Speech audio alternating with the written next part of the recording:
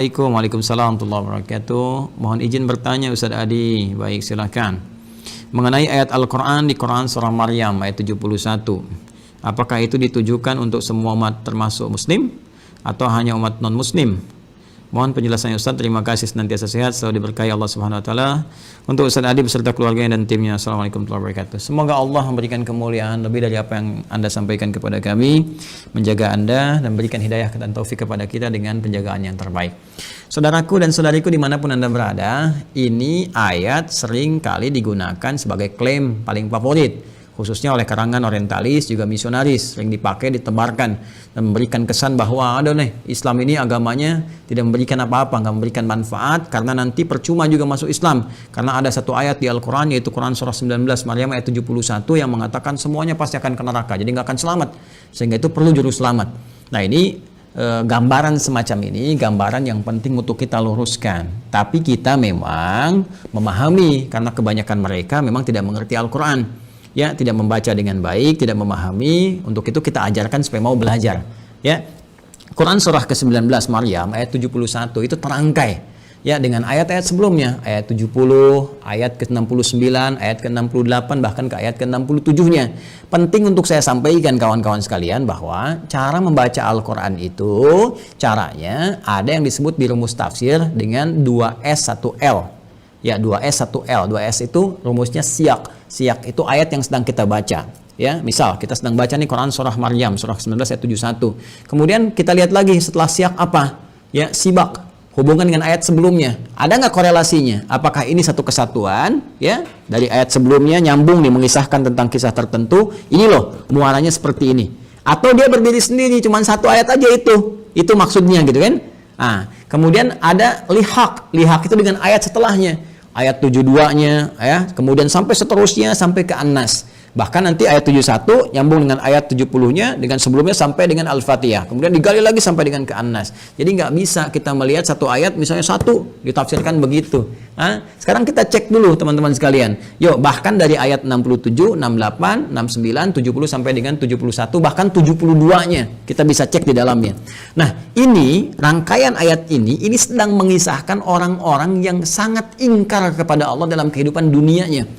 Bahkan di ayat 69 yang tegas Allah mengatakan tsumma lananzi'anna min kulli syi'atin ayyuhum asyaddu 'alar rahmani 'itiyya.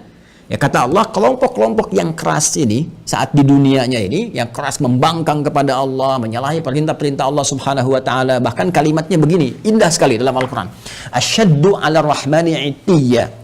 Ya, Allah telah menyampaikan kalimat diksi yang sangat indah, yang sangat luar biasa, ya.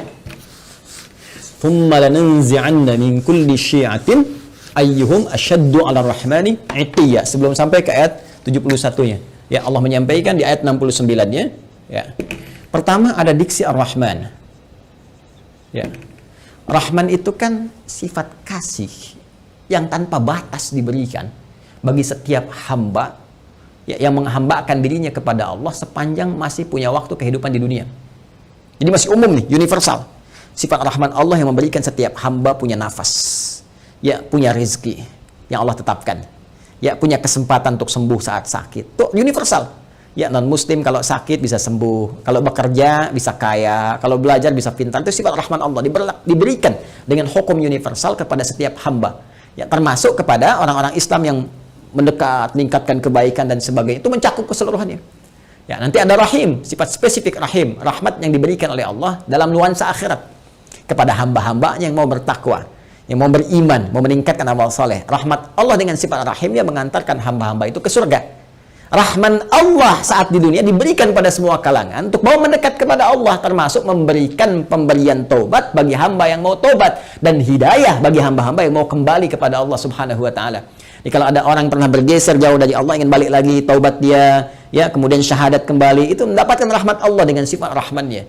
Nah, Allah sudah mengatakan di ayat ini, kata Allah, perhatikan, hei, aku ini Rahman, telah memberikan kepadamu segalanya sebagai bekal kehidupan saat engkau di dunia.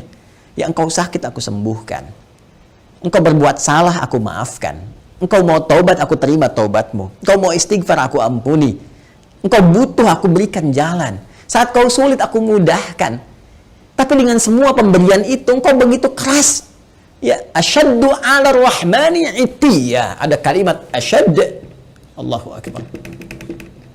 Ada kalimat 'itiyya. Ya, ini kan pembangkangan yang sangat luar biasa. Ya. Jadi kasih yang Allah berikan begitu dalam itu dibalas dengan pembangkangan yang sangat keras. Ya, sangat dahsyat. Bahkan sampai menuduh Allah Subhanahu wa taala. Ya, sampai melecehkan Allah Subhanahu wa taala. Ya, ketika bermaksiat kan melecehkan Allah. Ya kan? Ketika bermaksiat kan menentang Allah, sampai menentang Allah. Ya, Allah bilang jangan mencuri, mencuri, kan menentang namanya. Jangan berselisih, berselisih. Jangan gosip, gosip. Ya, coba lihat, bahkan menuduh Allah. Ada yang mengatakan Allah punya anak, Allah punya syarikat, Allah punya macam-macam, gitu kan? Nah, itu kan dahsyat, kata Allah. Ini saya sudah berikan sayang, diberikan kesempatan untuk kembali kepada Allah, masih bersikap seperti ini. Dan dia memilih bertahan dengan keburukannya sampai wafat. Ya. Sampai wafat, itu Allah buka, saking sayangnya Allah diberikan kesempatan. Ya, sampai nyawa belum sampai ke kerongkongan, masih ada peluang untuk taubat. Dibuka seluas-luasnya. Bahkan diturunkan Quran surah ke-39. Quran surah ke-39 di ayat 53. Az-Zumar ayat 53. Qul ya ibadiyalladzina asrafu ala anfusihim la taqnatu min rahmatillah. Tuh. Qul ya ibadiyalladzina asrafu ala anfusihim. Katakan Muhammad SAW kepada setiap hambaku yang pernah berbuat israf. Israf itu berlebihan, lebih. Jadi udah nggak kerukur lah. Ya kalau dalam konteks keduniaan misalnya ya ke pernikahan prasmanan sampai nambah 9 kali itu israf. Ya ada israf dalam berbuat dosa. Mohon maaf, bukan cuman bohong, sombong ya dan macam-macam. Jadi kalau orang lain pernah berbuat dosa dia kayaknya belum cukup. Nah itu israf namanya. Kata Allah, dalam setiap perbuatan dosa pun yang engkau kumpulkan, selalu ada jalan dan secercah cahaya aku berikan, supaya engkau mau kembali. Jadi sebelum nyawa sampai ke kerongkongan, karena itu diperdengarkan. Ya, ada adzan, ada suara-suara kebaikan, orang baca Quran. Kok tiba-tiba lewat masjid, padahal Anda bisa lewat jalan yang lain. Kenapa kok lewat masjid? Kenapa kok tiba-tiba mampir ke ceramah ini? Anda ditugasi jadi bazar misalnya, tapi mampirnya ke ceramah ini. Ya, kok tiba-tiba bisa datang gitu kan? Kok tiba-tiba bisa Anda klik yang muncul tausiah, klik yang muncul status kebaikan, itu kan hidayah namanya, jalan. Kalau Anda mau kejar, Anda mau dapatkan, diberikan oleh Allah petunjuk. Tadi saya katakan rahmat Allah yang diberikan dalam konteks keduniaan yang sangat luas disebut dengan Rahman. Rahman ya Rahman, Rahman ya Rahman ya Rahman. Qulid Allah awid Ar-Rahman. Quran surah ke-17 ayat 110. Ya panggil Allah, panggil Ar-Rahman untuk mendapatkan rahmatnya. Kata Allah jangan putus asa. Ya tapi orang-orang ini mempertahankan keburukannya sampai dia wafat. Ya kalau sudah wafat, tidak ada jalan lain. Keadilan Allah itu harus berlaku. Ya, keadilan Allah harus berlaku. Maka apa yang terjadi pada orang-orang semacam ini, maka akan dikumpulkan nanti saat hisab. Dikumpulkan dengan para setan-setan yang membangkang. Ya, karena ayatnya jelas mengatakan, ya, lanahsyurannahum, kami akan kumpulkan mereka wasyayatin, dengan para setan-setan yang membangkang. Di ayat sebelumnya, ya, maka dikumpulkan mereka itu. Setan kan membangkang. Ya, setan membangkang, menggoda anak cucu Adam, bahkan bersumpah ya di hadapan Allah Subhanahu wa taala akan menyesatkan anak cucu Adam, memberikan angan-angan kepada mereka. Quran surah keempat An-Nisa ya dari ayat 116, 117, 118 sampai dia mengatakan ya ketika Allah mengatakan la'anahullah qala la attakhidanna min ibadika nasiban mafruḍa wa la udhillannahum wa la umanniyannahum. Kami akan sesatkan mereka, berikan kepada mereka angan-angan dan sebagainya. Gitu kan? Nah, ini dikumpulkan bersama para makhluk yang pernah bermaksiat, kalangan iblis, kalangan setan-setan, dan orang-orang yang semacam ini yang terpedaya dalam kehidupan dunianya dan nggak mau taubat, mempertahankan keburukan. Itulah yang digiring kemudian untuk mendapatkan keadilan Allah Subhanahu wa taala dengan perbuatannya, dan kemudian mereka dikumpulkan dan masukkanlah ke dalam neraka jahanam sebagai akibat dari perbuatan mereka dengan keadilan Allah Subhanahu wa taala. Allah memberikan kesempatan sampai titik akhirnya. Ya.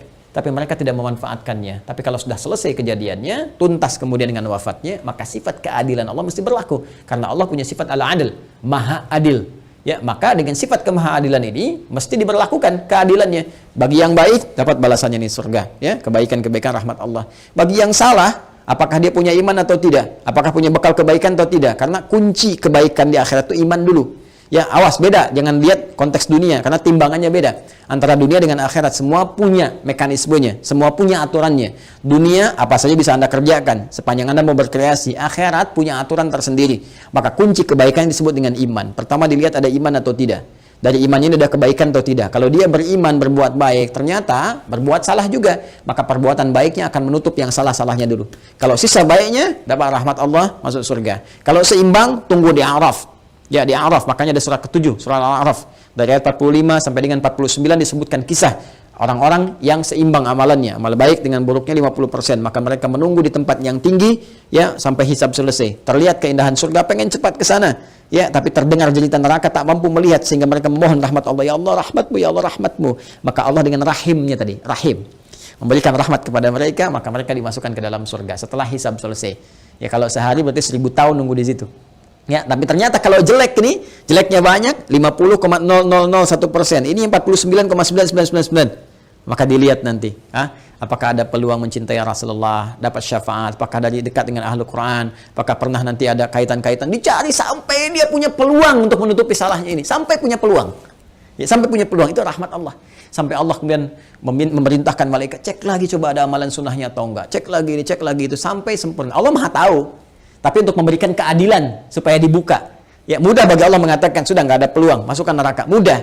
Tapi ketika Allah katakan buka catatannya, perlihatkan kepada dia, terbuka semua sehingga semua potensi kesadaran dia, pemahamannya, dan tidak ada hujah lagi di hadapan Allah karena semua dibuka dengan semua bukti-buktinya. Jelas ya? Nah, kalau dia tidak mendapatkan ini semua, maka dia masuk ke dalam neraka sampai selesai batasan kejelekannya, lalu dengan rahmat Allah diangkut, dia dimasukkan ke dalam surga. Ya, diselamatkan dia, kemudian dimasukkan ke dalam surga. Tapi orang-orang yang memang ingkar dari awal, tidak punya iman, bertentangan, kemudian bahkan mempertentangkan Allah Subhanahu wa taala, maka orang-orang semacam ini akan kekal di nerakanya seperti Allah janjikan. Karena itu kalau masih punya kesempatan, perbaiki diri kita. Dan ingat ya, kalau membaca Quran, belajar Quran, maka belajar kepada yang ahli Quran. Jangan orang nggak pernah baca Quran, dia dengar, kemudian penjelasannya. Dia aja nggak ngerti Quran, bagaimana Anda bisa mendengar tafsirnya?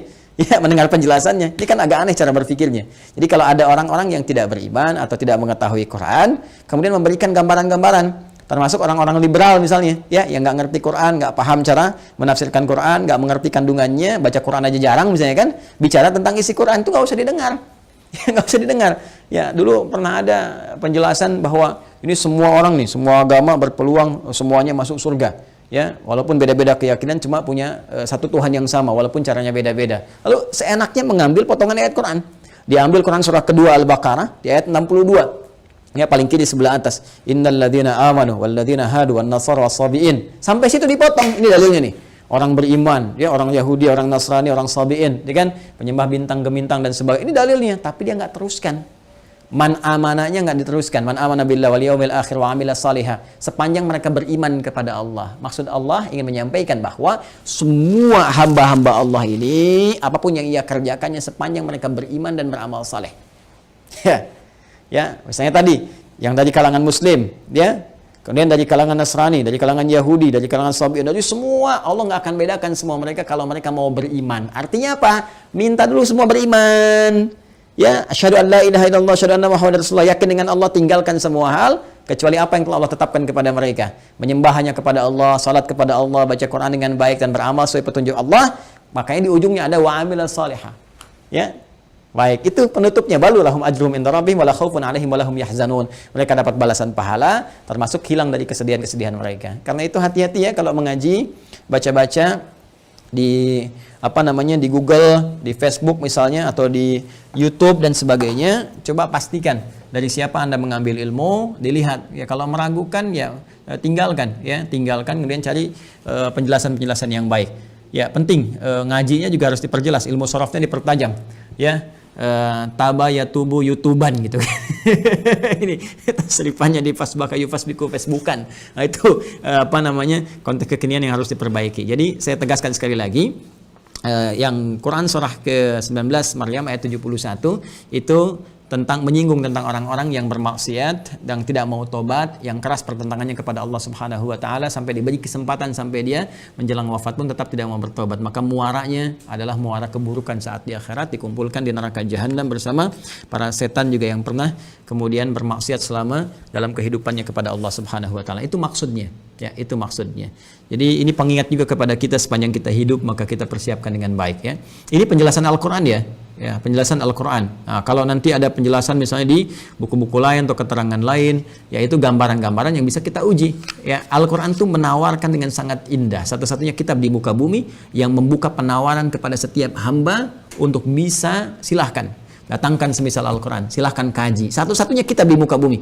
Kaji otentisitasnya, dijelaskan langsung. Kaji otentisitasnya, ya, kaji apakah ini buatan manusia atau ini firman Allah Subhanahu Wa Taala. Silahkan lihat dari berbagai unsur, ya, dari unsur sastranya, unsur kebahasaannya, unsur isinya, muatannya dan sebagainya. Itu satu-satunya kitab di muka bumi yang membuka peluang kepada setiap hamba, bahkan menawarkan kalau nggak mampu sendiri, panggil dari kalangan jin, panggil dari kalangan yang lain. Bisa nggak datangkan semisal Al-Quran? Satu-satunya kitab di muka bumi.